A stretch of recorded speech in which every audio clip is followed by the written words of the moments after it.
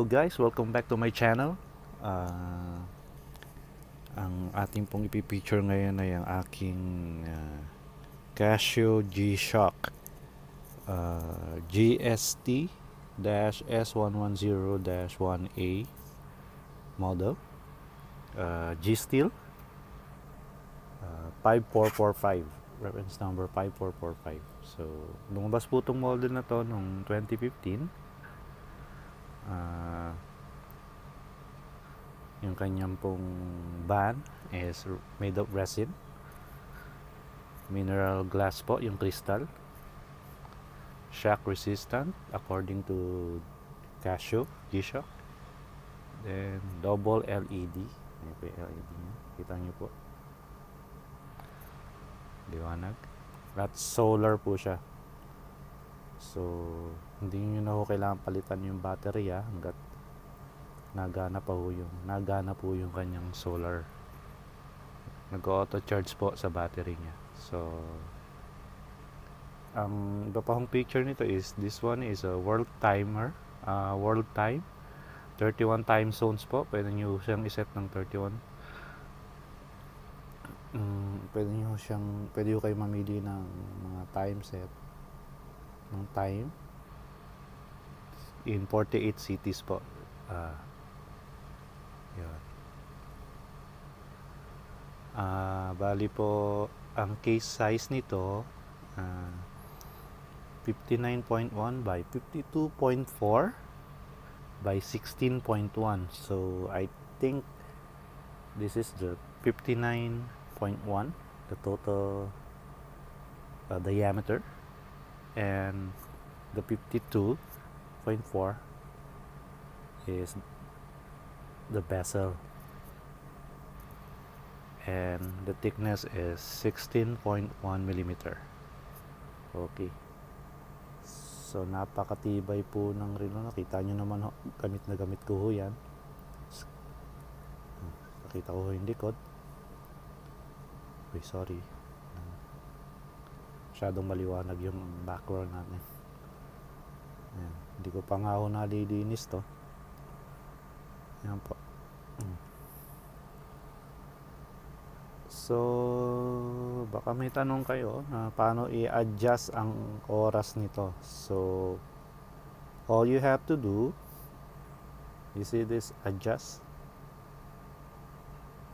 there's an adjust button here. So you just push it up to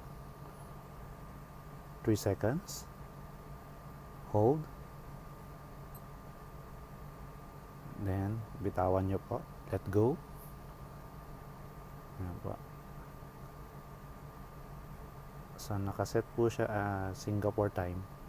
Pares lang naman po ng oras sa Pilipinas. Okay, so there's a mode button here to select kung ano yung i-adjust nyo. So pupush nyo lang po yan, push,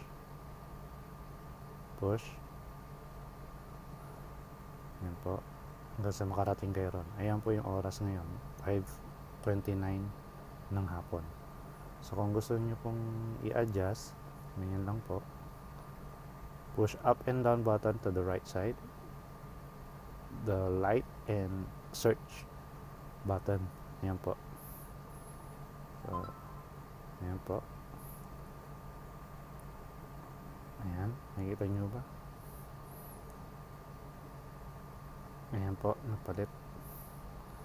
Kasi kung adjust nyo po yung kanyang minutes, pindutin nyo lang ulit itong mode button. Ayan, so adjust po siya.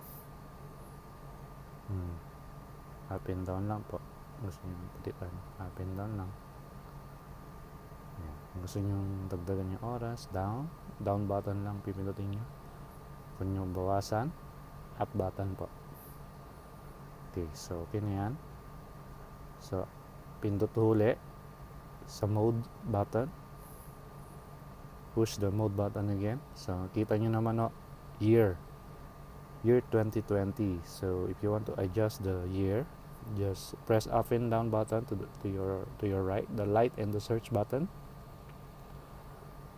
Up to decrease the year, and the down button to put it back to 2020 or increase the year. Oh, para maging 2020 or yeah, ganyan lang po. Then push the mode button again. Ayan. So, ayan po yung month. So, March 26. So, kung gusto nyo palitan yan, if you want to change it, to adjust it, just same thing, push up and down button to your right, or the light or the search button. Yan po. So, kung okay na, naset nyo na, pindutin nyo lang uli yung mode. Ayan, yung day naman. Ganun din po ang procedure. Up and down din po. Push. Just push it like that. Okay? Then, kung tapos na kayong i-adjust lahat, just press the adjust button back. Okay? Okay, ayan na po. Ganun lang po mag-adjust ng oras at saka ng date sa G-Shock model